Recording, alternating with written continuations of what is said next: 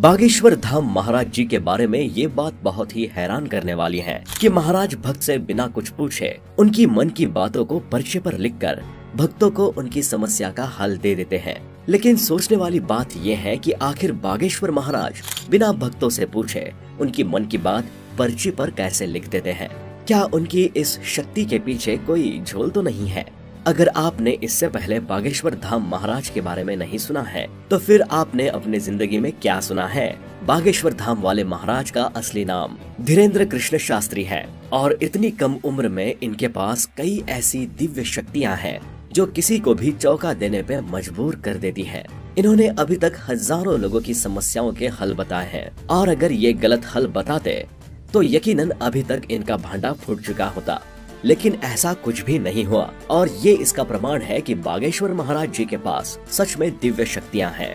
सनातन संस्कृति और न जाने कितने तीर्थों की धरती है हमारी भारत और उन्हीं तीर्थों में से एक है मध्य प्रदेश के जिला छतरपुर में मौजूद बागेश्वर धाम। बागेश्वर धाम की महिमा अपरंपार है और आज पूरे विश्व में बागेश्वर धाम बालाजी और भगवान राम की कृपा से अपनी एक खास जगह बना चुका है। कोई अपनी या अपनी संतान की लंबी बीमारी से परेशान होकर, तो कोई संतान की कामना लेकर, तो कोई रोजगार कारोबार की चिंता लेकर या फिर किसी के जीवन में अशांति फैली हुई है। सभी समस्याओं से पीड़ित लाखों लोग यहाँ आते हैं और जो लोग यहाँ रोते हुए आते हैं वो भी बागेश्वर धाम से जब वापस जाते हैं तो उनके चेहरे पर एक असीम मुस्कान होती है। बागेश्वर महाराज जी यहाँ आने वाले सभी पीड़ितों की समस्याओं को दूर करते हैं। अगर कोई व्यक्ति लंबे समय से किसी बीमारी से पीड़ित होता है तो महाराज जी उन्हें अपने आशीर्वाद और बागेश्वर धाम में चल रहे निशुल्क दवाई वितरण से उनका उपचार करते हैं।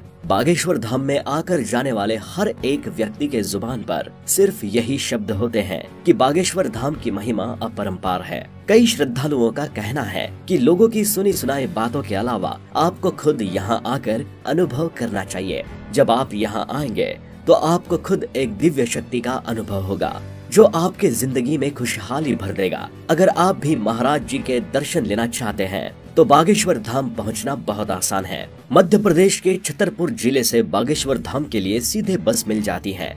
बागेश्वर धाम महाराज की महिमा और लोगों द्वारा उनके ऊपर अटूट विश्वास का आकलन आप उनके दरबार में मौजूद भीड़ को देख के ही कर सकते हैं।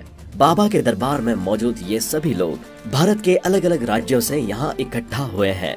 इनमें से कई लोग अपनी समस्या का हल पाने के लिए, तो कई लोग बाबा की महिमा देखने के लिए और वहीं कई लोग बाबा की परीक्षा लेने के लिए जमा हुए हैं। कई लोगों ने भरी दरबार में बागेश्वर महाराज जी की परीक्षा लेने की कोशिश की है, लेकिन महाराज जी उन लोगों के सवालों का ऐसा जवाब देते हैं कि दरबार में बैठे बाकी लोगों का विश्वास उनके ऊपर और ज्यादा बढ़ जाता है। एक बार दो लोग एक पर्चे पर बहुत सारे प्रश्न लिखकर बागेश्वर धाम महाराज के सामने बैठ गए।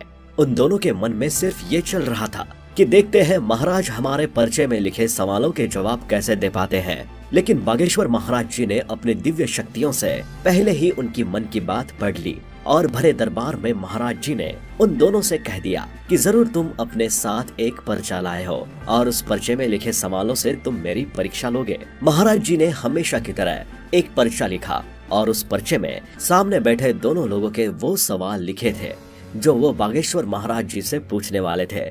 इसके बाद महाराज जी ने बोला कि बागेश्वर महाराज जी की परीक्षा नहीं लेते, कान पकड़कर माफी मांगो और तुम्हारे ऊपर हमारा आशीर्वाद रहेगा। बागेश्वर महाराज जी मदद मांगने आए श्रद्धालु की समस्या और उनकी मन की बातें पहले ही एक पर्चे पर लिख देते हैं और पर्चे में लिखी हर एक बात बिल्कुल सही होती है।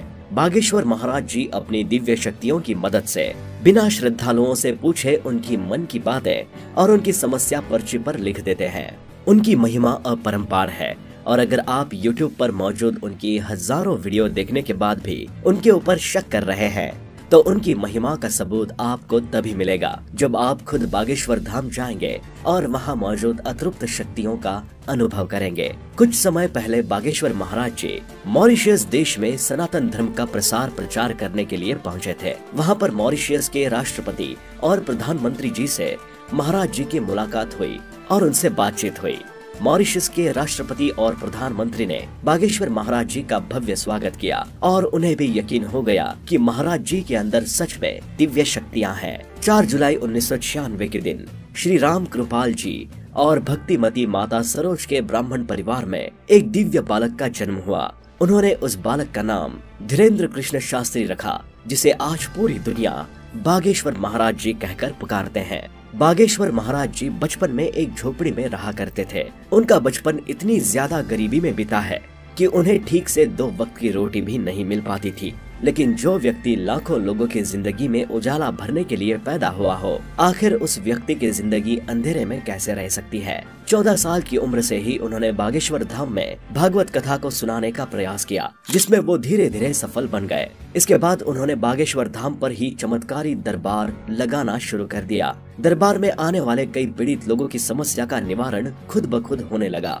धीरे धीरे लोग समझ गए कि बाबा धीरेन्द्र कृष्ण के अंदर दिव्य शक्तियाँ हैं। धीरे धीरे वो लोगों के बीच अपनी दिव्य शक्तियों की वजह से बहुत ज्यादा प्रसिद्ध हो गए और अब वो रोज लाखों लोगों की समस्याओं का निवारण करते हैं। बाबा की जय हो। जय बागेश्वर धाम। जय हिंद। धन्यवाद।